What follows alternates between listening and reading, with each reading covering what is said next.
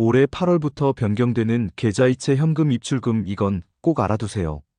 무심코 이체했다가 큰일 납니다. 안녕하세요. 오늘은 2025년 8월부터 달라지는 가족 간 계좌이체 세금 규제에 대해 정리해 드리겠습니다. 예전처럼 소액이면 괜찮겠지 하고 보내던 방식이 이제는 위험할 수 있습니다. 50만 원, 100만 원 단위의 반복 송금도 AI 시스템이 증여로 판단할 수 있고 그 결과 증여세가 부과될 수 있습니다. 영상 끝까지 보시고 꼭 대응 방법을 알아두시기 바랍니다.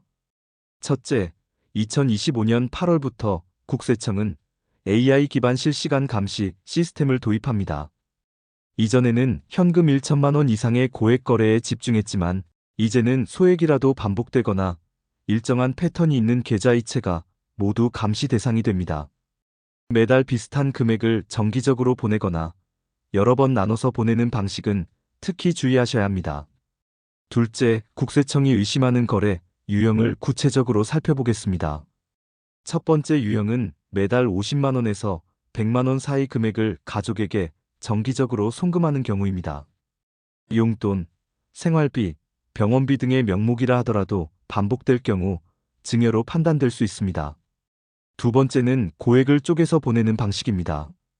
예를 들어 1천만 원을 한 번에 보내면 티가 나니 900만 원씩 나눠 두세 번 보내는 방식인데 이제는 이런 방식도 AI 시스템이 의도적 증여로 분석하게 됩니다. 세 번째는 가상자산 증여입니다.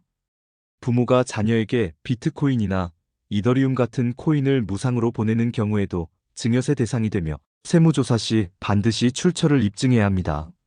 네 번째는 소득에 비해 소비나 자산이 갑자기 늘어난 경우입니다.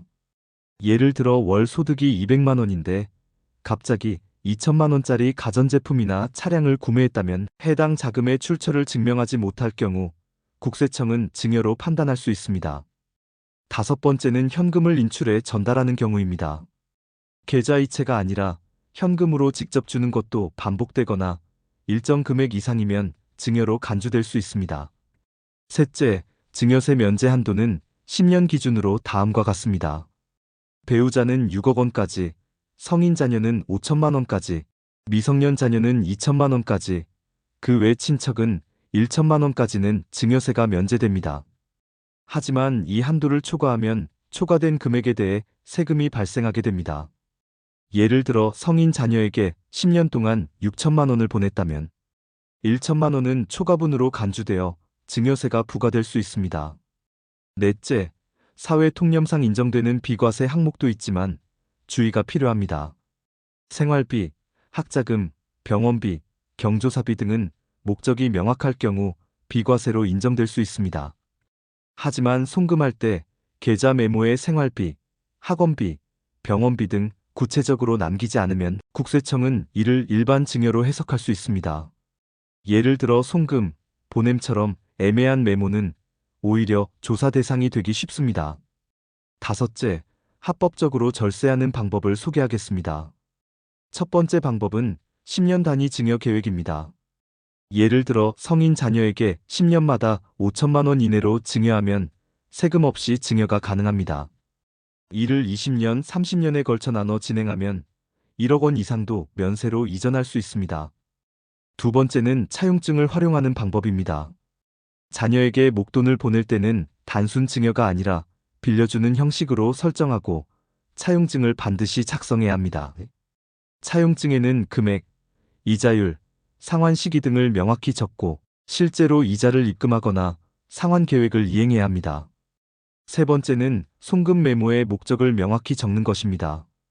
매달 보내는 생활비나 병원비라도 용도 없이 보내면 증여로 분류될 수 있으므로 반드시 메모란에 5월 생활비, 병원비, 등록금처럼 남겨야 안전합니다. 네 번째는 증빙 자료를 잘 보관하는 것입니다. 통장 입출금 내역, 문자나 카톡 대화, 영수증 등을 최소 5년 이상 보관해야 하며 조사 시 증거로 활용될 수 있습니다. 다섯 번째는 자진 신고 제도를 활용하는 것입니다. 만약 증여세 면제 한도를 넘겼다면 홈택스를 통해 자진 신고하면 가산세를 줄일 수 있습니다. 자진 신고 없이 적발될 경우 더 높은 세금과 과태료가 부과될 수 있으니 초과가 예상된다면 먼저 신고하는 것이 좋습니다. 여섯째, 실제 사례를 통해 다시 한번 정리해 보겠습니다. 부모가 자녀에게 매달 80만 원씩 5년간 송금한 사례가 있었는데 누적 금액이 약 4,800만 원이 되어 증여세 부과 대상이 되었습니다. 금액이 작아 보여도 반복되면 누적되고 10년 면제 한도를 넘길 수 있다는 점을 보여주는 사례입니다.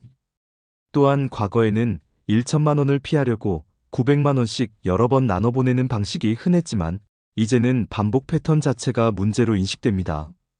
AI 시스템은 단순 금액뿐 아니라 빈도, 반복성, 수신자 간 관계까지 함께 분석하기 때문에 옛날 방식은 더 이상 통하지 않습니다.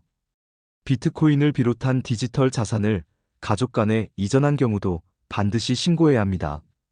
무상으로 보낸 사실을 감추려 하거나 증빙을 남기지 않을 경우 탈세로 간주되어 가산세와 과태료까지 부과될 수 있습니다. 마지막으로 핵심 정리입니다. 첫째, 2025년 8월부터는 소액 반복 이체도 감시 대상입니다. 둘째, 증여세 면제 한도를 정확히 숙지하고 초과하지 않도록 계획하세요. 셋째, 송금할 때는 반드시 구체적인 메모와 목적을 남기고 관련 증빙 자료도 철저히 보관하세요. 넷째, 필요시 차용증을 통해 빌려주는 형식으로 처리하고 이자, 지급 등 실제 이행도 중요합니다. 다섯째, 이미 초과된 금액이 있다면 자진 신고를 통해 가산세 부담을 줄이세요. 이제부터는 단순히 우리 가족끼리니까 괜찮겠지라는 생각보다 제도와 기준을 잘 이해하고 대응하는 것이 중요합니다. 지금까지 가족 간 계좌이체 시 주의해야 할 증여세 규정과 절세 전략에 대해 알려드렸습니다. 감사합니다.